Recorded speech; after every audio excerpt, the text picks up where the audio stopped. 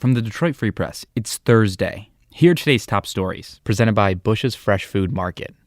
Calling all foodies, Bush's is hiring. Are you passionate about food, looking for growth, development, and excellent wages? Come grow with Bush's and apply online at bush's.com/join our team. That's Bush's, BUSCHS.com/join our team. I'm Dave Boucher with the Detroit Free Press. It's confirmed. More than 1 million Michiganders have contracted COVID-19 since the start of the pandemic last year, according to state health department data. That means at least 1 in 10 Michigan residents battled the highly contagious form of the coronavirus in the past 18 months. And that doesn't even include at least another 123,000 probable cases of COVID-19 in the state.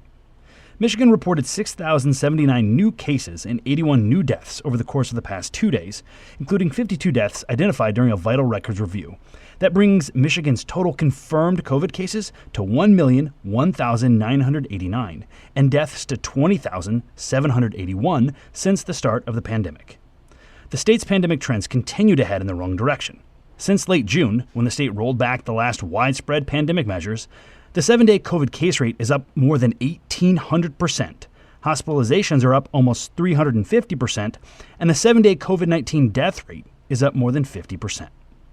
Since last week, the number of ongoing COVID-19 outbreaks connected to schools and related cases have nearly tripled.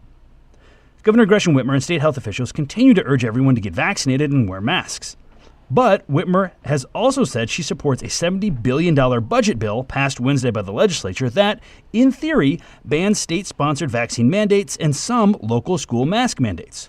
Whitmer's administration says it will review the bill, hinting a line-item veto may be coming. I'm Paul Egan reporting for the Detroit Free Press.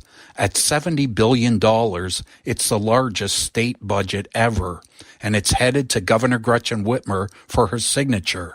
The legislature gave it overwhelming and bipartisan approval in votes Tuesday and Wednesday. It increases spending on child care by more than $1 billion and also hikes spending to fix Michigan's roads and bridges. The budget is boosted by billions in federal relief money approved because of the coronavirus pandemic. And the state still has about $7.5 billion in federal money that lawmakers and the governor have not yet decided how to spend. Michigan's new fiscal year starts October 1st. This is J.C. Reindl for the Detroit Free Press. A Metro Detroit attorney has had his law license suspended for falsely claiming that his credit repair services are free. The Michigan Attorney Discipline Board ordered a 90-day license suspension for Gary Nitskin of the Michigan Consumer Credit Lawyers Law Firm.